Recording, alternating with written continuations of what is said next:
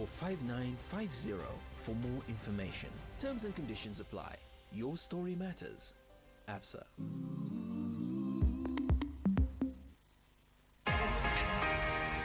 For in-depth news coverage from across Zambia, local and national news, business, politics, and sports, this is the Sun FM News, brought to you by ABSA. Your story matters.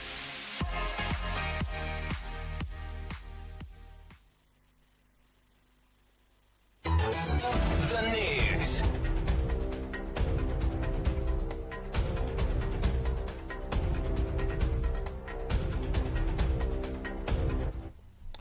With the news, my name is Alan Mwale. The headlines. Minister of Foreign Affairs and International Cooperation, Mulambo Haimbe, has called for a more balanced and mutually beneficial partnership between the European Union, EU, and the African Union, AU.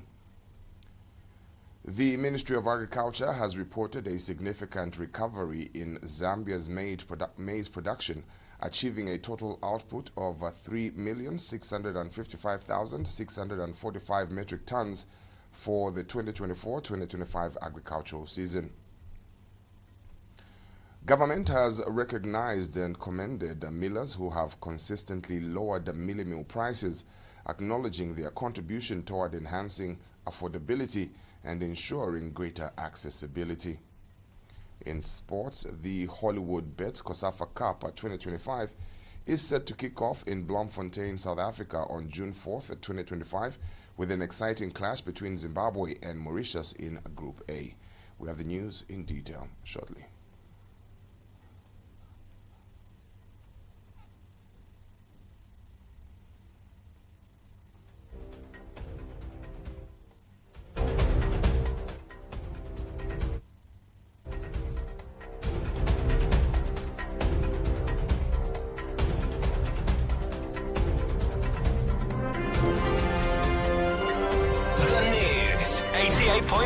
Sun FM. The news in detail. Minister of Foreign Affairs and International Cooperation, Mulambo Haimbe, has called for a more balanced and mutually beneficial partnership between the European Union, EU, and the African Union, AU, emphasizing the need for collaborations that stimulate sustainable economic development on the African continent. Mr. Haimbe made the remarks today during a high-profile panel discussion on the Africa-Europe partnership held on the sidelines of the ongoing consultations in Brussels. In his address, he highlighted key areas of cooperation within the Zambia-EU bilateral framework, citing tangible benefits from projects such as the Lobito Corridor, the Power Grid Interconnector, and the rehabilitation of the Kariba Dam. The minister further emphasized the strategic importance of investing in the Lobito Corridor, which spans Zambia, Angola, and the Democratic Republic of Congo, DRC, noting that the corridor provides a vital gateway to the Atlantic Ocean. He stressed that while multilateralism remains central to Africa's development agenda, the continent is intent on moving away from the dependency syndrome. Also contributing to the discussion, Director for Partnerships, Management and Resource Mobilization at the African Union, Steve Lalande, highlighted the critical role of the African diaspora in global development. He affirmed that the AU considers the voices of the diaspora in shaping its policies, including those related to the AU-EU partnerships, recognizing them as key stakeholders in the continent's growth. While South Africa's Deputy Minister of International Relations and Cooperation, who delivered a keynote address, emphasized that empowering Africa's is essential to curbing irregular migration and securing a prosperous future for the continent. Meanwhile, the Deputy Managing Director for Africa at the European External Action Service reiterated the EU's commitment to supporting Africa's green industrialization agenda through the Global Gateway Initiative. This is contained in a press statement issued by Hambaya Munangandu, First Secretary Press, Zambian Embassy in Belgium. The Ministry of Agriculture has reported a significant recovery in Zambia's maize production, achieving a total output of 3,655,645 metric tons for the 2024-2025 agricultural season. The bumper harvest announced during the official release of the crop forecasting survey results comes after a devastating drought in the 2023-2024 season that left an estimated 6 million Zambians facing food and nutrition insecurity. Speaking when the Zambia Statistics Agency, ZAMSTATS, announced the results of the 2024-2025 crop focus survey, Acting Minister of Agriculture Sylvia Masebo commended the resilience of farmers and their ability to rise above adversity. Ms. Masebo noted that the grand achievement is despite multiple climatic changes, including a delayed start to the rainy season, prolonged dry spells, localized flooding, pest outbreaks, and early cessation of rains. Therefore, she added that to sustain the positive momentum, government is expanding access to climate-smart technologies, irrigation infrastructure, and mechanization. Ms. Masebo is optimistic that the increase in maize production will lead to a reduction in mealie meal prices, contributing to food affordability in the upcoming 2025 marketing season. I'm proud to say that our government assembled a multi-sectorial team to implement various programs under the Disaster Mitigation Response Plan to ensure that no one died of hunger. We implemented social security programs such as the Food for Work and enhanced cash transfer. And through the Food Reserve Agency, we established community maize cells for our people to access maize within their communities. The 2024-2025 Crop Marketing Forecast Survey, jointly conducted by the Ministry of Agriculture and the Zambia Statistics Agency, confirmed that the country now has maize surplus of 501,621 metric tons, with total availability standing at 4,040,645 metric tons against a national requirement of 3,539,024 metric tons. Government has recognized and commended millers who have consistently lowered mealie meal prices, acknowledging their contribution toward enhancing affordability and ensuring greater accessibility. Copperbelt Minister Elisha Matambo recently toured several chain stores and the Chimanga Milling Limited to assess pricing. During his visit, he observed that in ShopRite, a 25 kg bag of antelope mealie meal is priced at 229 kwacha 99 ngwe, while Chimanga is retailing at 243 kwacha. However, other brands have maintained higher prices, ranging from 320 kwacha to 399 kwacha despite market shifts. The mealie meal prices, which were fetching as high as 400 across the province, have today continued to see a reduction, with the lowest being 229.99 in Ngwe by yesterday.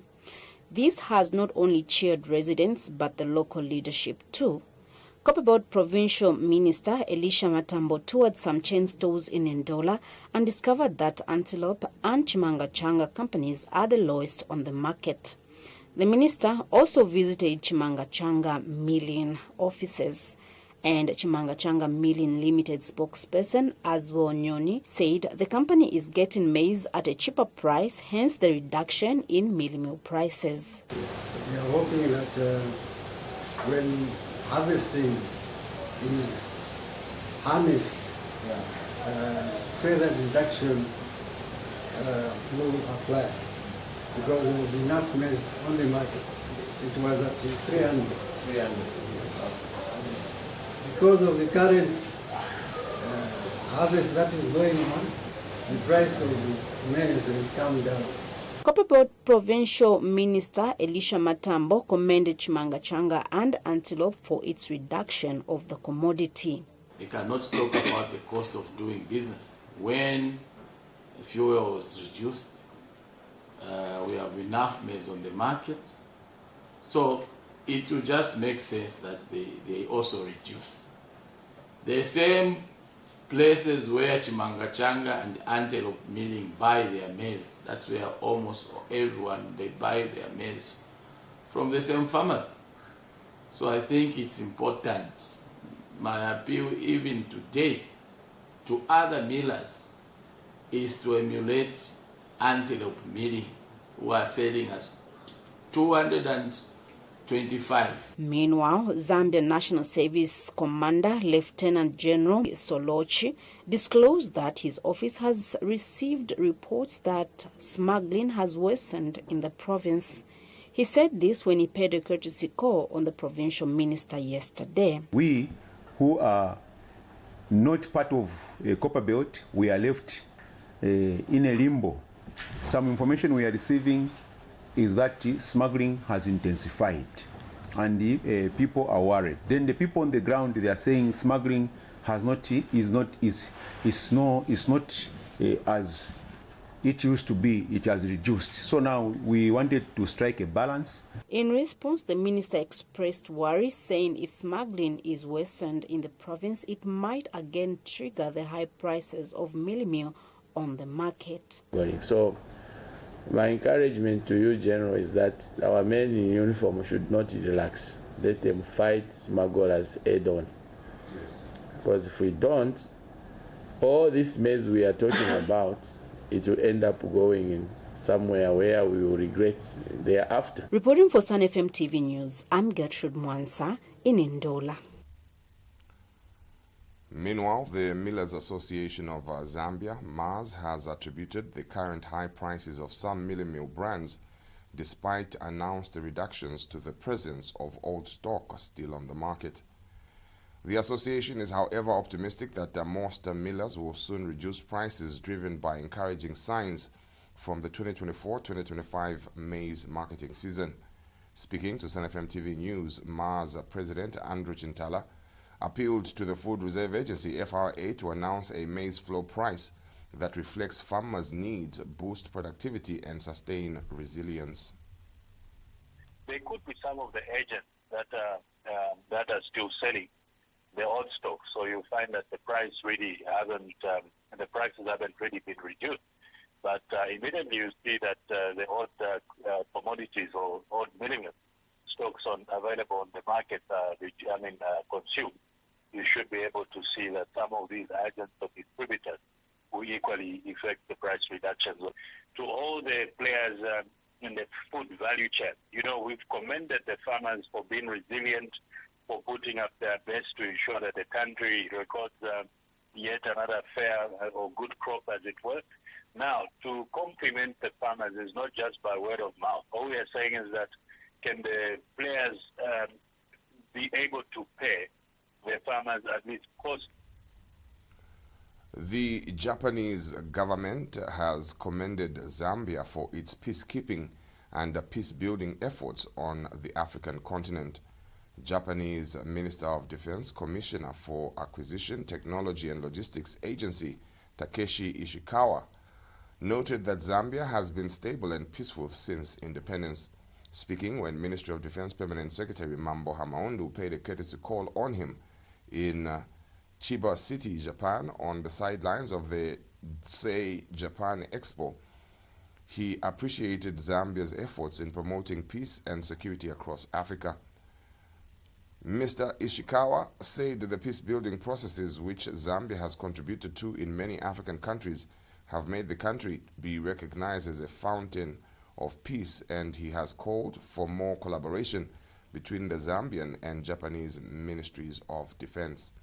And in his reciprocal message, Ministry of Defense Permanent Secretary Hamaundu acknowledged the importance of the two countries collaborating in areas of defense and security. He said the collaboration is likely to be enhanced once Japan's defense attaché to Zambia presents their letters of credence soon. This is according to a statement issued by Paul Shalala, Principal Public Relations Officer, Ministry of Defense. The Zambia Renewable Energy Association, ZARENA, has launched the installation of a solar-powered irrigation system in Kazungula district to provide farmers with a reliable water source and support year-round agricultural production. Speaking at the official handover of the project, ZARENA Strategy and Implementation Lead, Dr. Chilalaboa, representing board chairman Joseph Mutale, stated that the initiative will benefit over 200 households in the Sichombe and the Silivana communities. Dr. Boa described the project as a powerful example of how renewable energy can drive agricultural growth, strengthen food security, and enhance community resilience in the face of climate change. She noted that the system is designed to reduce the dependence on erratic rainfall patterns, ensuring consistent irrigation for small-scale farmers. Residents in Kazungula district are set to benefit from a major boost in agricultural productivity and rural development following the launch of the Kazungula Solar for Agriculture project, an initiative carried out by the Zambia Renewable Energy Association, ZARENA, in partnership with the Scottish Government's Global Renewable Centre. At the official launch, Senior Chief Secretary of Sekute Village in Kazungula emphasized the project's role in helping communities overcome the impacts of prolonged droughts and shifting weather patterns.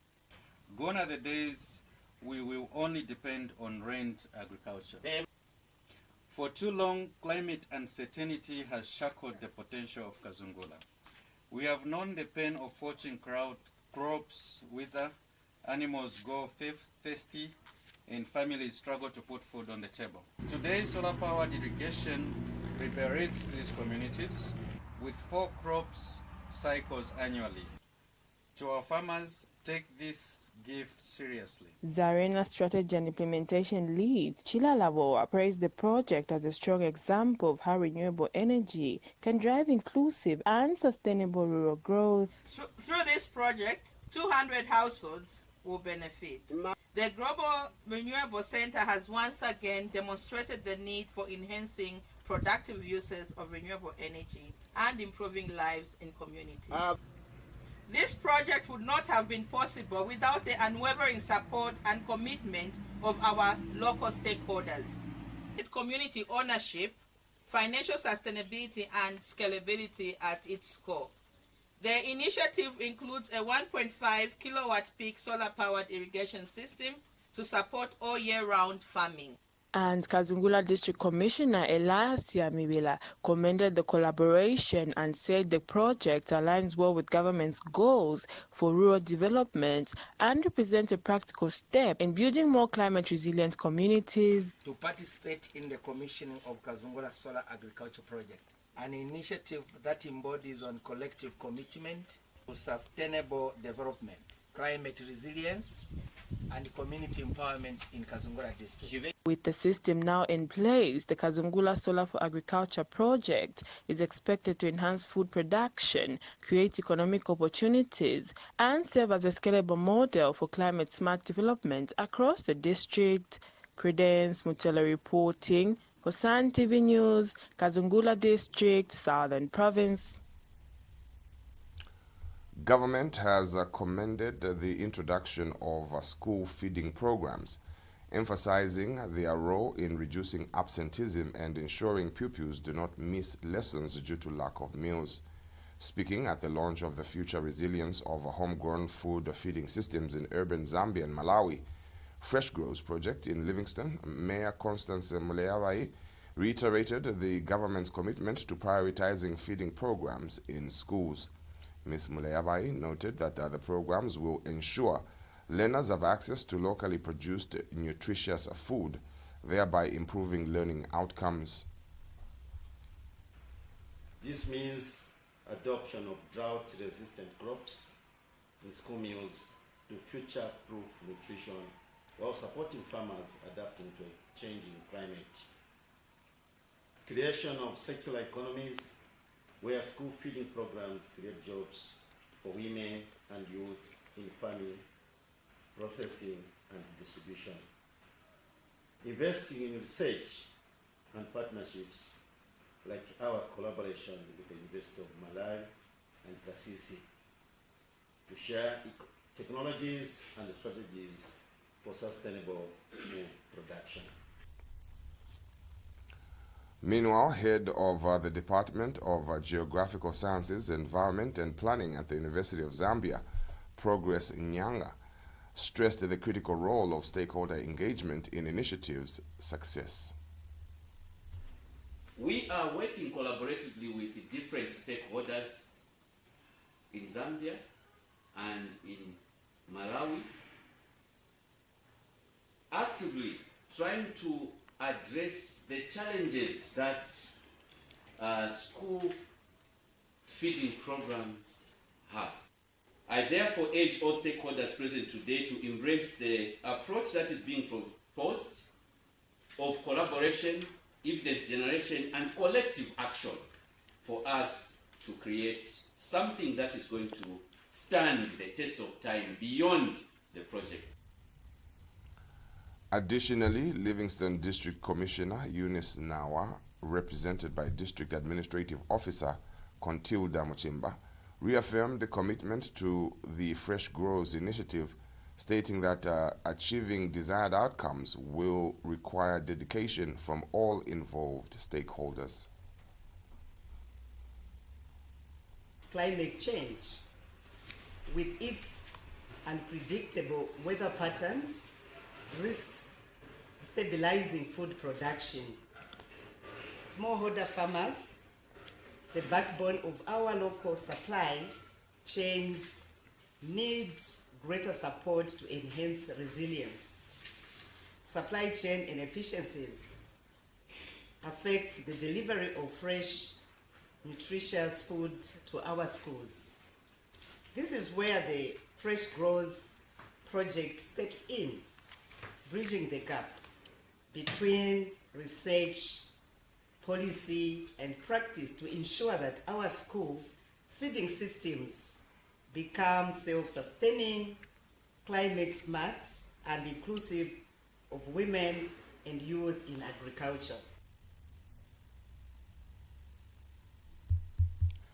The Fresh Growers project is currently being implemented in 6 urban regions across Zambia and Malawi, namely Livingstone, Kalulushi, Kasempa, Lusaka, Blantyre, and Lilongwe. The African Institute for Carbon Trading and Sustainability has highlighted the lack of capacity among African countries, including Zambia, to effectively generate carbon credits, resulting in missed economic opportunities.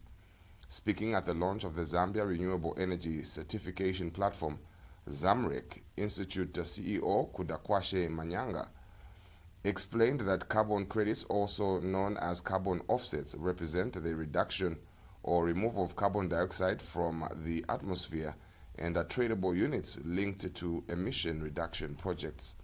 Mr. Manyanga emphasized that Africa has struggled to capitalize on carbon trading, largely due to limited capacity and awareness. Meanwhile, Mentom CEO Elias Chipimo described renewable energy as a game changer in combating the devastating effects of climate change. He pointed to information gaps as a major barrier to carbon trading, stressing that better data access could enable local communities to actively participate in the market.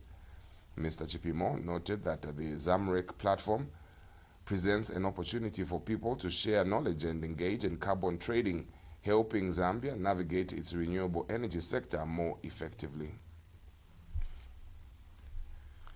The Small Scale Livestock Association has called on the government to establish strong and practical strategies to resolve persistent challenges in the beef production sector if Zambia is to realize its target of earning 1 billion kwacha through beef exports.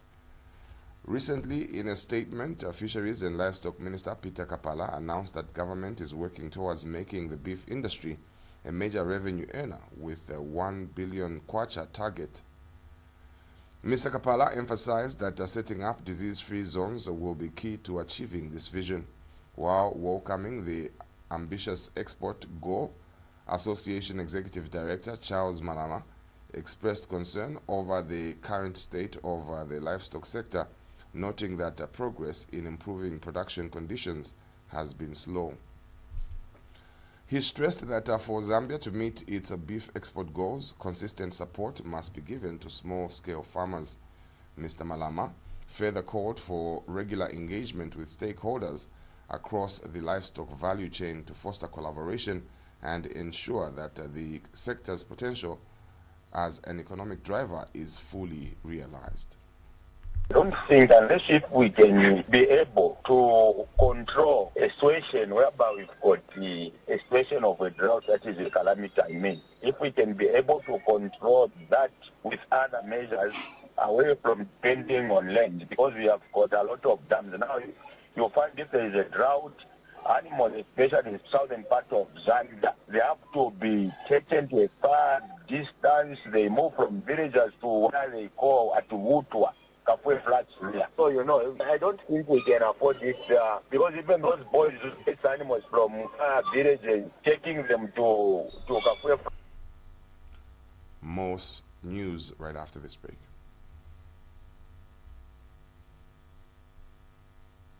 Are your dreams on hold? Maybe that much needed home improvement, starting a business, upgrading your qualification, or simply taking that dream vacation? At ABSA, we understand. That's why we offer collateral-free personal loans of up to 850,000 kwacha. With a 7-year payment plan, now you can access more financial support to turn your dreams into reality. Let's help you write the next chapter of your story. Call 5950 for more information. Terms and conditions apply. Your story matters. ABSA. You know that feeling of frustration when you're told, sorry, we don't take mobile money payments. Turn that frown into a smile. With the upgraded ABSA POS machine, you can pay for your items using your mobile money wallet, Visa credit or debit card, MasterCard, and more. Now that's a payment solution with more convenience. Call 5950 to sign up or find it at a supermarket near you. Your story matters. ABSA. And in sports, the Hollywood Bets COSAFA Cup 2025 is set to kick off in Bloemfontein, South Africa on June 4th, 2025 with an exciting clash between Zimbabwe and Mauritius in a Group A fixture at Toyota Stadium scheduled for 15 hours Central African time. Later that evening, host South Africa will take on Mozambique in a rematch of their 2024 opener, which ended 1-1 with a kickoff at 18 hours Central African time at the same venue. CAF Media reports that Group B action begins on June 5th, featuring Malawi versus Lesotho, followed by a heated Angola versus Namibia showdown, a rematch of last year's final, which saw Angola dominate 5-0. Group C kicks off on June 60th with regional guest team Morocco facing Madagascar. Group D follows as 7-time champions Zambia take on Comoros.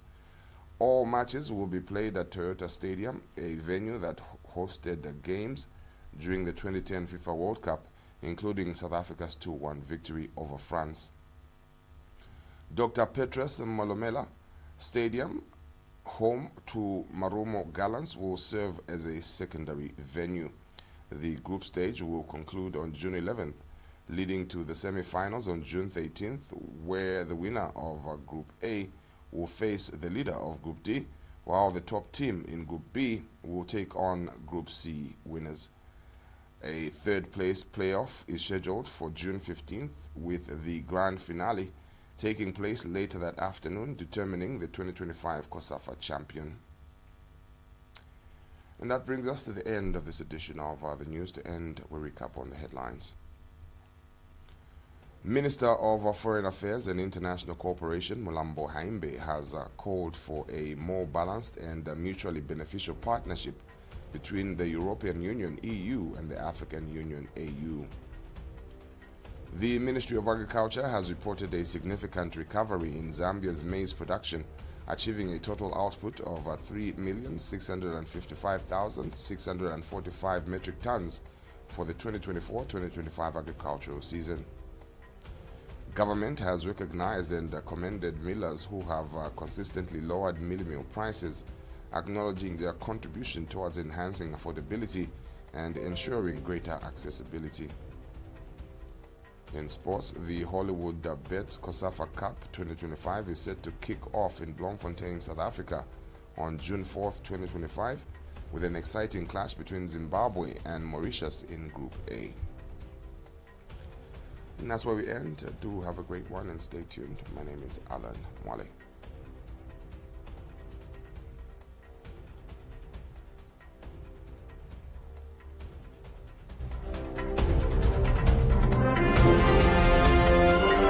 The News, 88.5 Sun FM.